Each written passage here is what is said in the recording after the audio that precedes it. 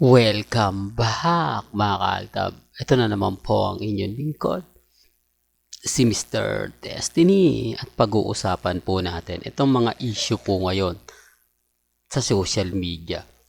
Sa mga nagtatanong at sa mga bumibisita po sa channel ni Mr. Destiny. Alam niyo, sa totoo lang po mga kaaltab, ito pong mga update natin base po mismo sa loob ng EAT TV5 Studio o Eat Bulaga. Ngayon naglalabasan na nga po talaga yung ebidensya at resibo na kapag hindi gumalaw ang TBJ, hindi sila unang nag-react, hindi talaga sumasagot si Main. Ito yung ebidensya at resibo na sarswela lang po talaga. Kasi hindi po talaga binigyang halaga ng TBJ si Ria Ataide. Kung mapapansin nyo, ang TBJ lagi yung nag-open. Ang ibig kong sabihin, nag-open. Sila po agad-agad yung nagre-react kapag si Congressman Arjo ang pinag-uusapan. Hindi magsasalita si May. O ang kakaiba po talaga, at marami nga po talaga nakakapansin, hindi unang nagpupurbok si Mengay. Kumbaga, ang TBJ, napansin nyo po ba? Ito'y base na rin po sa mga nakapanood ngayon o yung mga Aldab Nation na sumusubaybay sa Eat Bulaga. Marami kasi nakakapansin, simula nga po raw nung dumating sila ron, nakapanood na sila. Kapansin-pansin nga po raw na kapag hindi nagsasalita si Bossing, Tito Sen, Henyo Master Joey De Leon, hindi po ino-open ni Mengay. Hindi po ba? Halatang halata po talaga na totoo po yung sarswela. Hindi po ba? Bagamat galit lang po sila, inis lang po sila, pero totoo naman po. Hindi po ba?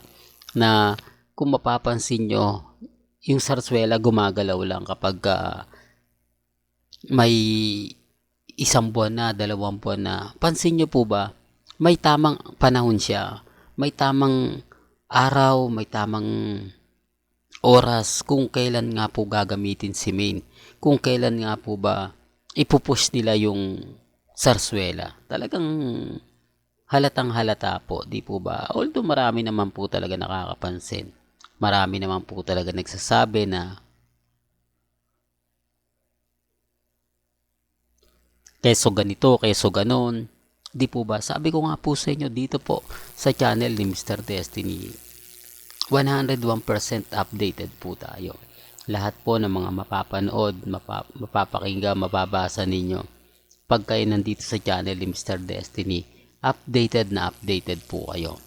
Pero bago tayo magsimula at bago natin talakayin itong mainit na update po natin, kung bago ka lang sa channel na to at isa kang true-blooded Aldab Nation na nagmamahal kina Mengay at Isoy, tama po ang channel na pinuntahan mo, kaya consider na po kitang bagong subscriber. At wag mong kalimutang i-share ang mga video po natin sa mga mami, sa mga titas at sa mga senyor.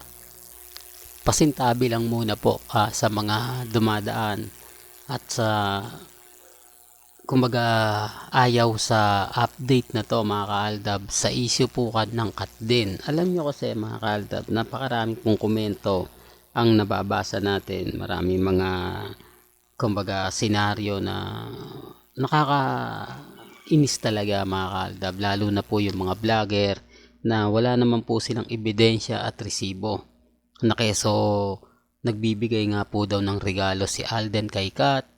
Marami mga talagang masabi mong mamahaling gamit, lagi daw pong nagtatawagan, etc. etc. Alam niyo, sa totoo lang po mga kaaldab, si Alden po kasi yung tipo na kahit gamitin siya, hindi po siya nagre-react. Kahit ginagamit siya, hindi po yan nagpapa-apekto. Hindi po ba? Sino nga po ba kasi yung unang makikinabang? Kaya po pinapayagan ito ng management. Siyempre ang Kapamilya Network, ang ABS-CBN, lalo na po yung Star Cinema nila. Kasi walang kita di po ba? Kumbaga kailangan mo mag-collaboration bago kumita yung pelikula. Gaya po ni Julia Montes, yung 5 breakups na romance. Grabe, di po ba? Ang laki ng kinita.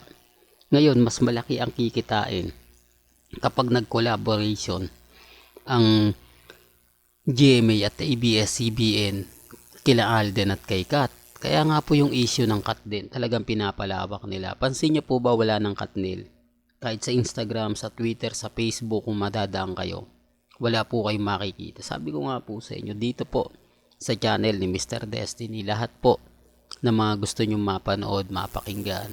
Di po ba? Kaya nga po ko kampante. Kaya nga po ko relax lang. Dahil alam naman po natin na may mga bagay-bagay nga po talaga na mahirap nga po talagang ipaliwanag. Mahirap nga po talagang sabihin. Bagkus talagang pinagpepestahan lang to sa Instagram, sa Twitter, sa Facebook. Sinasabi ko lang po ito para lang po klaro sa inyo. Hindi ko to pinopromote. Gusto ko lang po maging updated kayo na marami po talagang issue. At talagang napakalalim po. Habang tumatagal, lalo siyang lumalalim ng lumalalim. Kaya yung iba po, curious na. Kaya yung iba, sinusundan na kung ano nga po ba mangyayari sa issue nga po kay Catherine at kay Alden Richards. Totoo to mga kaldab. Kaya wag po kayong magtaka, magduda kung nababanggit ko to kasi yan po talaga yung pinaka-issue. Kaya nga po sabi sa inyo, imposibleng patulan ni Alden Richards, di po ba? Imposibleng, kumbaga, patulan.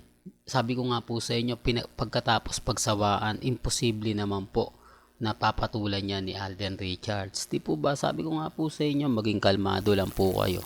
Maging kampante. Ang importante lang naman po dito, sina Alden at si Maine. Di po ba? Yun naman po talaga yung pinaka-purchase ng Aldab na to. Kaya lang, syempre, kailangan din natin paminsan-minsan na magbigay ng ibang update na kung saan naman po talaga mapapaisip naman po kayo. Di po ba? Sinasabi ko lang po ito para lang klaro.